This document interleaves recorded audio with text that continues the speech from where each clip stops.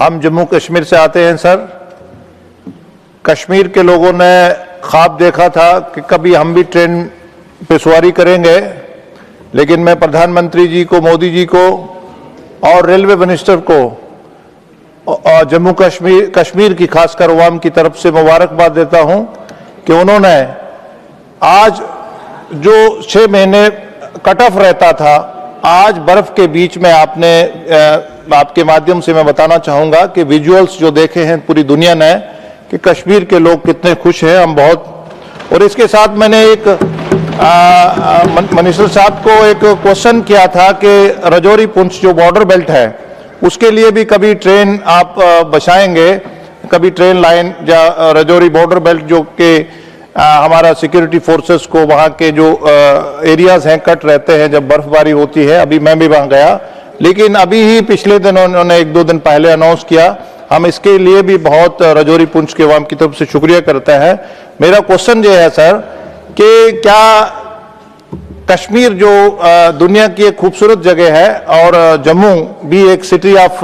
Temples कहा जाता है, उसमें कभी मेट्रो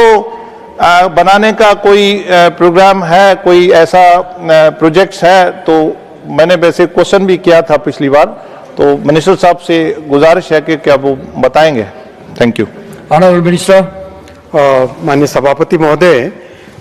माननीय सांसद जी ने मेट्रो से संबंधित प्रश्न पूछा है। मेट्रो का काम मेरे वरिष्ठ साथी श्री मनोहर लाल खट्टर जी देखते हैं। मैं उनका प्रश्न जरूर उनके पास पहुंचाऊंगा, लेकिन मैं साथ ही साथ माननीय सांसद जी को, माननीय श्री गुलाम अली साहब को धन्यवाद देना चाहूँगा कि आपने एक बहुत बड़ा मुद्दा मेरे साथ उठाया था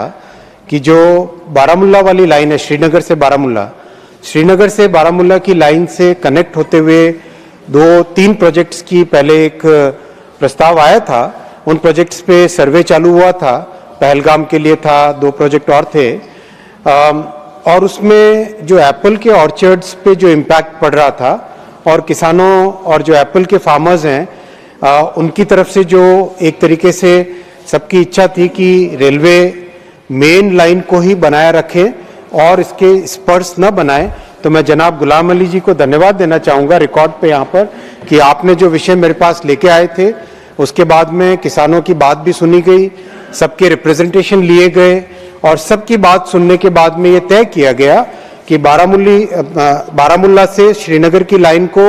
और स्ट्रेंथन करेंगे और जो 2 और 3 स्पर्स बनाने थे, जो वहाँ से कनेक्टिंग 2-3 स्पर्स पहलगाम वगैरह के लिए बनाने थे, उसको शेल्व कर दिया गया है, उसको आगे और नहीं बढ़ा रहे हैं, तो आपको धन्यवाद।